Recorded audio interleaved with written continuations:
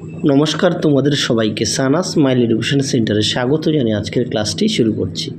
আজকে তোমাদের সঙ্গে আলোচনা করব তোমরা যারা ষষ্ঠ শ্রেণীর দ্বিতীয় পর্যায়ক্রমিক মূল্যায়ন পরীক্ষা দেবে তোমাদের জন্য আজকে নিয়ে চলে এসেছি ইতিহাস বিষয়ের সাজেশান।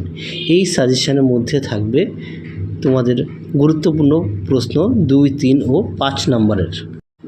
প্রতিটা প্রশ্নের পাশে উত্তর পৃষ্ঠা নাম্বার দেওয়া আছে, তোমরা অবশ্যই দেখে নিও। চলো এবার আমরা দেরি না করে মূল বিষয়ে যাওয়া যাক। চলো প্রথমে আমরা দেখব প্রশ্নমান 2 কি আছে। তোমাদের পরীক্ষায় থাকবে 50 নম্বরের। দেখো, একে আছে ষোড়শ মহাজন পদ বলতে কী বোঝো, যার পৃষ্ঠা নম্বর 65 পৃষ্ঠা পাঠ্য বইতে। 2 আছে ক্ষত্রপ কাদের বলা হয়, এটা হচ্ছে 117 নম্বর পৃষ্ঠার 34 দাগের। 3 আছে দ্বাদশ অঙ্গ কি, 91 পৃষ্ঠা 25 পেজে। এটা তোমাদের রায় ও মার্টিন সহায়িকা থেকে পেয়ে যাবে। সবগুলো রায় ও মার্টিন সহায়িকা, যেগুলো পাঠ্য আছে সেগুলো পাঠ্য বইতে। 4 আছে বেদের অপর নাম শ্রুতি কেন, এটা পেয়ে যাবে 70 পেজে।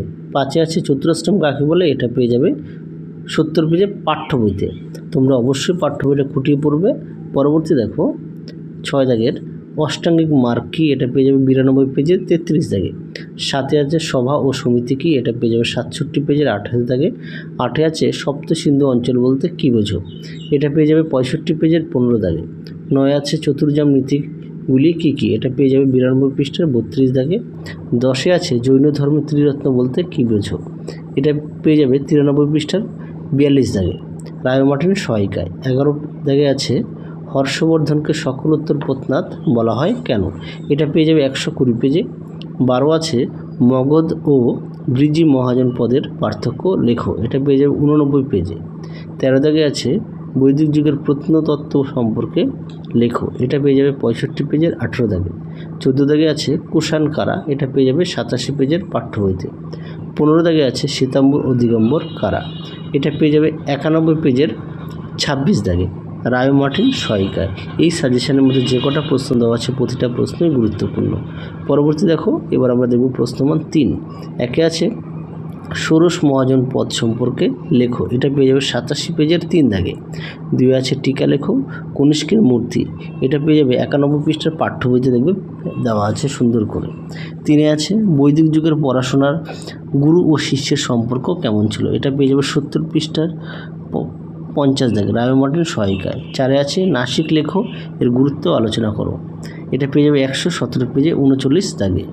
5 আছে মৌর্য যুগের কর ব্যবস্থা সম্পর্কে লেখো, এটা পেয়ে যাবে 115 পৃষ্ঠার 20 দাগে।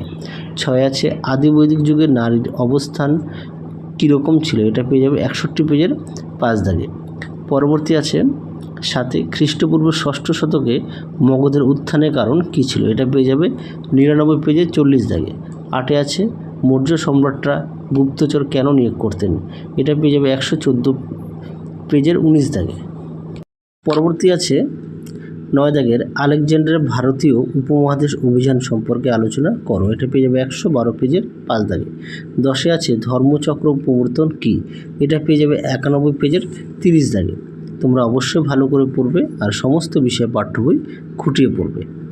তোমাদের সমস্ত বিষয়ে সাজেশান দেওয়া আছে, তোমরা যারা এখনও দেখোনি অবশ্যই আমাদের প্লে লিস্টে গেলে পেয়ে যাবে। পরবর্তী দেখো 11 দাগে মেগালিথ সম্পর্কে আলোচনা করো, এটা পেয়ে যাবে 61 পেজের পাঠ্য বইতে। 12 দাগে আছে কনিষ্ককে তৃতীয় অশোক বলা হয় কেন, এটা পেয়ে যাবে 116 পেজের 29 দাগে। 13 দাগে আছে পঞ্চম মহাব্রত সম্পর্কে লেখো, এটা পেয়ে যাবে 91 পৃষ্ঠার 24 দাগে। 14 দাগে দেখো টিকা লেখো অশোকের ধর্ম, এটা পেয়ে যাবে 85 পেজের পাঠ্য বইতে। 15 দাগে দেখো নব্য ধর্ম আন্দোলন কারণ আলোচনা করো, এটা পেয়ে যাবে 85 পেজের 5 দাগে। পরবর্তী দেখো প্রশ্নমান 5। একে আছে মেগালিথ কেন্দ্র ইনামগাঁও এর বৈশিষ্ট্য উল্লেখ করো, এটা পেয়ে যাবে 62 পেজের পাঠ্য বইতে। পরবর্তী দেখো 2 দাগের বৌদ্ধদের উন্নতির নিয়মগুলি লেখো, এটা পেয়ে যাবে 89 পেজের 14 দাগে। এই প্রশ্নটা তোমাদের পাঠ্য বইতেও আছে, সেখান থেকেও তোমরা পেয়ে যাবে। 3 আছে বৈদিক যুগের শিক্ষা ব্যবস্থা কেমন ছিল, এটা পেয়ে যাবে 71 পেজের 51 দাগে। 4 আছে মৌর্য সাম্রাজ্যের পতনের কারণগুলি বিশ্লেষণ করো, এটা পেয়ে যাবে 107 পেজে। 5 দাগে, এটা রায়োমার্টিন সহায়িকায়। 5 আছে হর্ষবর্ধনের রাজ্যজয় ও শাসন ব্যবস্থা সম্পর্কে আলোচনা করো, এটা পেয়ে যাবে 111 পেজে 14 দাগে। 6 আছে গঙ্গারিজার সম্পর্কে আলোচনা করো, এটা পেয়ে যাবে 116 পেজের 26 দাগে। 7 আছে সমুদ্রগুপ্তের যুদ্ধজয় সম্পর্কে লেখো, উত্তরটি পেয়ে যাবে 118 পেজের 42 দাগে। 8 আছে গুপ্ত ও বাকাটক শাসন ব্যবস্থার তুলনামূলক আলোচনা করো, এটা পেয়ে যাবে 111 পেজের ও 119 দাগের পাঠ্য বইতে।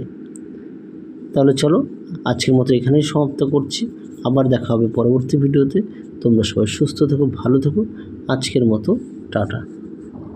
আচ্ছা, এটা পেজ নম্বরটা লাস্টে মনে হচ্ছে একটু মিস্টেক আছে।